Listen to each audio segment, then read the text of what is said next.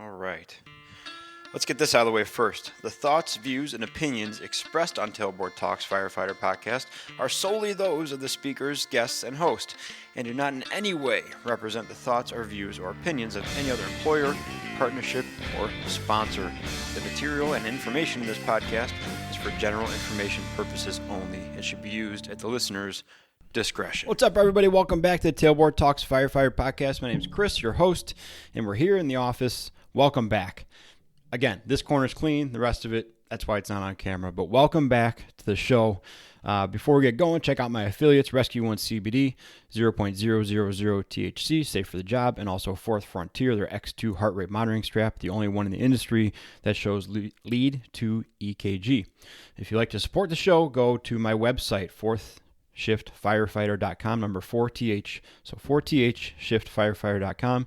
You can find discount codes, affiliate links for all those things, plus a little button that says buy me a coffee. And that's just an easy way to donate money to the show, say, hey, good job, or hey, I hate you, whatever you want to do, just send me coffee money. Let's get on with the episode today. Lesson number 1. Now listen up. I'm serving up lessons right away. Get your kid a helmet. If they're anything like Nathan, if they like riding bikes, if they like doing stuff, get them a helmet. We got Nathan a helmet that I thought was overkill, appropriately overkill, years ago, before he was even riding a bike, because I said, hey, that's a good idea. We should get that. It's a big, no-name helmet. It's from Amazon. Looks like a motocross helmet, but you can take off the full face guard. And it's just a foam piece, the little lower jaw piece. So if you want to put it on, it's semi-rigid and it just clicks into place into the helmet. So it makes it like a motocross helmet kind of thing. And then you can take it off if you just want like a regular bike helmet. He is 2 for 2 now this year of avoiding dentist and facial scars by wearing this full face helmet. And he wears it because he wants to. He actually asked me before this last one, like, should I wear all my pads? Because we got him Ninja Turtle elbow pads and knee pads and gloves.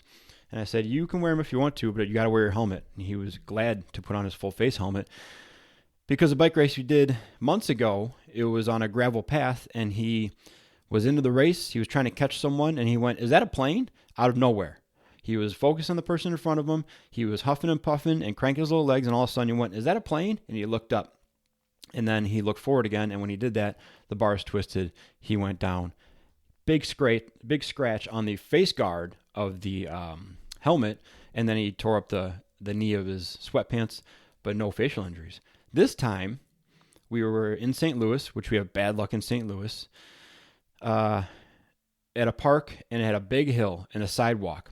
And he was going down the hill, and I said, use your brakes and don't run into Mom, because Katie was in front of us riding her bike down the hill too.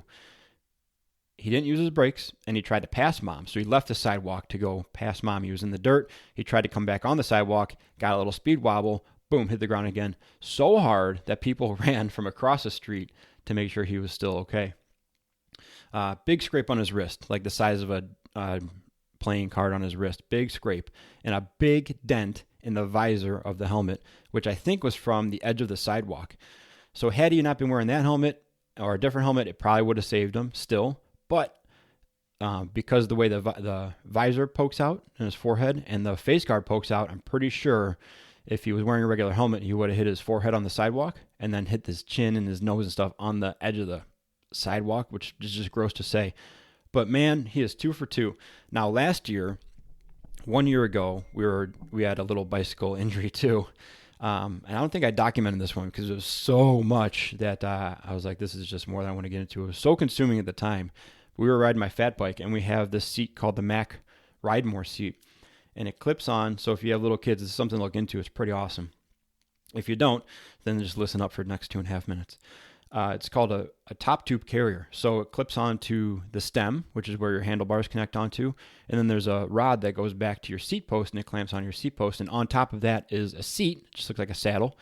And then there's 2 little foot stirrups that hang down, and you clip their feet into those. You strap them in with like heavy-duty bungee cords. So they're attached to the bike, but they're in front of you, which is an awesome way to get them used to riding a bike. Way better than the seat on the back where they just get to look at my butt crack for the ride, right? So he's on top of that, and we're riding the fat bike down these big hills in St. Louis in the same park, different area of the same park, because they have these museums and art institutes up on these big hills. And then it's tiered going down. So they have like a 20-foot hill and then like a 20-foot flat section, 20-foot hill, 20-foot flat section. All the way down, there's 3 or 4 of those going down to the lower level. We were ripping down these things. He's having a good time. He's screaming. He's having fun. And we got to the bottom, and he wanted to stop the bike. So he stuck his foot on the tire. And with the fat bike fork, it's big. It's 4-inch wide tires and this giant fork on it.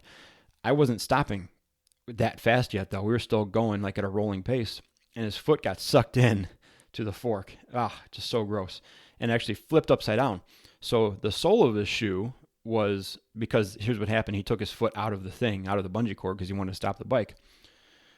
The sole of his shoe was upside down, facing the sky, and the top of his foot was acting as a mechanical brake on the mountain bike tire of the fat bike. Took the entire top of his foot off. Super gross. So now we're 2 for 2 saving his face. We're 2 for 2 in St. Louis with bicycle injuries. I think by the time we go back next year, because we really like the area, it's a really cool area. It's like a Central Park type of joint, just outside of the city. Hopefully he'll have forgotten by then, just like he did this time, and we'll be back to riding bikes. But get your kid. Long story short, man, if you guys aren't wearing bike helmets, wear them. And if you, maybe I'll post that Amazon one. I've sent it to a few friends already too that have had wrecks. But it's a cool little full face helmet. It's very light. He doesn't even notice it. He likes it. It has a dinosaur face on the side of it. It's all good. Oof, lessons learned again. So this time he's got a scrape on his wrist. We're still doing the bandage thing. Much better spot than on top of his foot. But brings me to my point of this episode, because that was on the last full day of our camping trip. And it was hot. It was like 85 degrees. And he was looking forward to going to this park that was like a playground park that was in the area of the park that he crashed at. And then going swimming when we got back to the campground. With this enormous avulsion, it's just a big scrape on his arm, abrasion on his arm. Can't do that stuff. It was gross. So quickly though, what we've been noticing with the kids, which also drives us nuts from time to time, is they switch gears so fast. They switch from, I really wanted to go swimming and I really wanted to go to this park. Well, you can't do that. They throw a little fit and then they're like, I'll just play with my Legos, or I'll just do this, or I'll just watch a show, or I'll just go play bubbles outside. They quickly abandoned that first thing that they were so dead set on and so consumed with doing and was going to make their day. You can't do that. They're like, well, I'm not happy about it, but I'll just go do this other thing. And it's something that can also drive us crazy, like I said, because it's like, hey, go put your pants on. And they're like, well, that's not fun. I'm going to do this other thing. They switch gears so quickly. It's also very frustrating sometimes. But a long time ago, it made me think of this thing. There's this woman called the Movement Maestro. Her name is Shantae Coalfield. She's on Instagram. She's a monster in the Instagram space. She was a physical therapist, then left that and started running more of like how to build your business, how to run courses, how to optimize your business, stuff like that. So now she does more of that stuff, how to build small businesses through Instagram. A long time ago, she did a post called Diversify Your Happiness. And I tried to go back and look for it, but one of her things is she posts prolifically on Instagram. So much stuff, so much good stuff. So finding this one post was scrolls and scrolls and scrolls down. I couldn't find it. I couldn't remember if it was a blog post, if it was a Instagram post, what it was, but it was all about diversifying your happiness. And the points I got from that, which may not necessarily be the points that were in it, but the points I interpreted from it were basically have a couple things. So if one doesn't work, you got something else to fall back on. And I think that's something that we have a lot of trouble doing compared to the kids, because we got so much stuff to do and so much stuff we have to do. It usually only leaves time for like one thing for us to do for ourselves, or one thing to do outside of the structure of have-tos that makes us happy. And if that one thing can't happen or falls through or gets kind of messed up, then we got nothing. And then frustration quickly sets in. And it's like, well, I guess I'll just do nothing then. And then we scroll on our phone, which, by the way, I'm not saying that's a bad thing. I'm going to get to that in a second, why it's not a bad thing at all. But it's kind of a fallback, right? They also have imagination. They have nothing else to worry about. And they have so much crap. They have so many things to go do that, yeah, if you can't go to the pool, we brought a bucket of toys and outside stuff for them to do. It's not that hard for them to pick up something else. But we're much more time restricted. Our imaginations are much more restricted. Our interests have whittled down because of our physical ability, or just like, I'm over that. So it's a lot harder for us to switch gears and diversify our happiness. So one thing falls through, all our eggs aren't in that one basket, and we can just go have fun doing something else. But I wanted to kind of shed light on this today because it's not that hard to build out that algorithm or that list of stuff to do once you start kind of building out the tree of how it works. There's many more things around you that you enjoy doing that you can fall back on if you just structure it a little bit more in your brain. A lot of us can't do nothing. We have trouble doing nothing. It's got to be like a purposeful nothing. It's got to be a nothing with a point to it. Maybe that's like the name of this episode, is the importance of purposeful nothings. You can't, like when somebody says, I want to do nothing for the next 3 days, or I want to do nothing this afternoon. If they say I want to do nothing Sunday, I'm like, okay. I don't know what that is. Is it just sitting on the couch? Is it literally doing nothing? Is it sitting there? I can't do that. Usually what I process that as is like, I want to do something that does not require decision-making or effort on my part mentally. Fine with physical effort part, but mentally. So I want to do nothing that makes me think or critically think or make decisions for myself or other people. That sounds like a great time. So that's the first branch off in this algorithm. If you start building this tree out in your head of like things I like to do, the first thing I think of is it going to be something physical or not physical? If it's physical, you got a list of like going skating, riding your bike, dropping into an open mat, yard work. That's a physical thing that is fun. A certain amount of it. I'll readily admit that my yard does not look good because I barely got the effort to mow. I definitely barely once a month do like the weed whacker thing around the edging and trimming and stuff like that. But like Katie likes to plant flowers and doing gardening. We have a little garden for the kids. That stuff's more fun. Splitting wood, something is purposeful that we're going to use 4 months from now when it's 0 degrees, because it's the middle of summer, so we have 4 months until we have a foot of snow. It's got to be a purposeful nothing. So do I want to do physical stuff or non-physical stuff? On the non-physical side, it's like, do I want to try to write a blog post? Do I want to try to skeleton out a podcast episode? Do I want to create some stuff for the show? Do I want to read a book? Do I want to watch a YouTube video? Do I want to get into a show or documentary I've been waiting to? Or all the way down to, now this is the next level of the tree. How much time do I have? Do I have time for a 2-hour bike ride? Do I have time for a 45-minute workout? Where does that factor out in the time restriction, right? On the non-physical side, time plays a factor too. Do I have time to watch a 1-hour recap of the last week's gravel race, the Unbound race? Or do I have 5 minutes to go online and dissociate for a little bit and distract myself and send funny and abrasive memes to my friends? It all falls into the algorithm. It falls down to your personal decision tree of diversifying your happiness. I did a talk. So before this was a podcast, like an audio form, primarily podcast, I did like 3 to 5 minute little videos of, and they were called tailboard talks. But this is how the thing started. But it was a lot, and I wasn't good at the camera stuff, and it was a ton of effort for 5 minutes, a lot more editing, blah, blah, blah. And one of the talks I gave, which Matt Spade just brought up the other day, he posted about it as well, is a mental health SMO. Now, it being a mental health month, I thought that was an important topic to tie in too. But this is the same thing, an SMO, right? We have SMOs and SOGs and policies and all those things at work.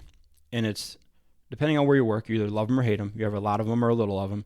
If you have not very many of them, sometimes you wish you had more. And if you have a lot of them, sometimes you wish you had less, right? It's understandable.